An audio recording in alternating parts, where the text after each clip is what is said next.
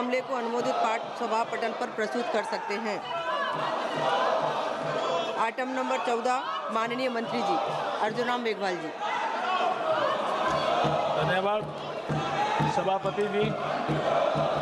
मैं आपके माध्यम से ये प्रस्ताव करता हूँ कि आज जो एक आइटम नंबर 14 में जो लेजिस्लेटिव बिजनेस में एक आइटम लगा हुआ है, the readjustment of the representation of scheduled tribe in assembly constituency of state of Goa bill 2024 में, इसको पारित करने के लिए अनुरोध से पहले 1 मिनट बोलना चाहता हूँ कि इसमें पहले चर्चा हो चुकी है और करीब माननीय 14 सांसदों ने इसमें भाग लिया है और सभी दलों के लोग हैं।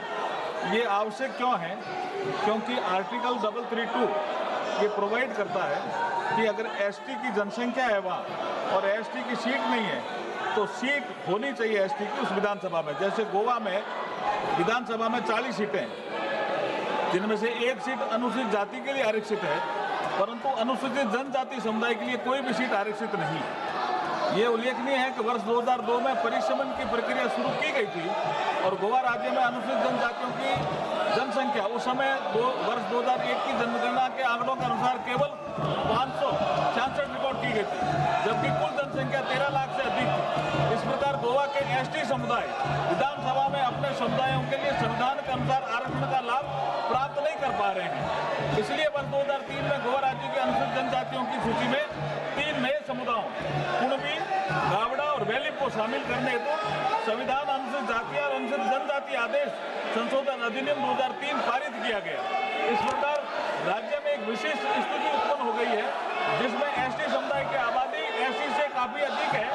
2011 की जनगणना के अनुसार गोवा राज्य की कुल 14,58,545 जनसंख्या में से एसटी वर्ग की जनसंख्या 25,449 है। एसटी वर्ग की जनसंख्या 1,49,275 है। इस परिस्थिति में अनुसूचित जनजाति समुदाय के लोग विधानसभाओं में आरक्षण के संवैधानिक लाभ को प्राप्त करने में असमर्थ हैं।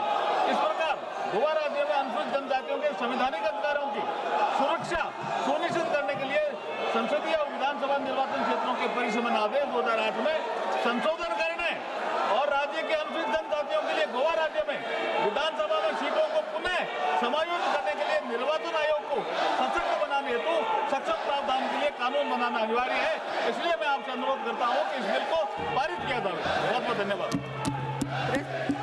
प्रश्न यह है कि विधेयक पर विचार किया जाए। जो सदस्य इसके पक्ष में है वो हाँ कहें, जो सदस्य इसके विरोध में है वो ना कहें। मेरे विचार में निर्णय हाँ वालों के पक्ष में हुआ, हाँ वालों के पक्ष में हुआ। विधेयक पर विचार करने हेतु प्रस्ताव को स्वीकृत किया गया। अब विधेयक सभा खंडवार विचार करेगी।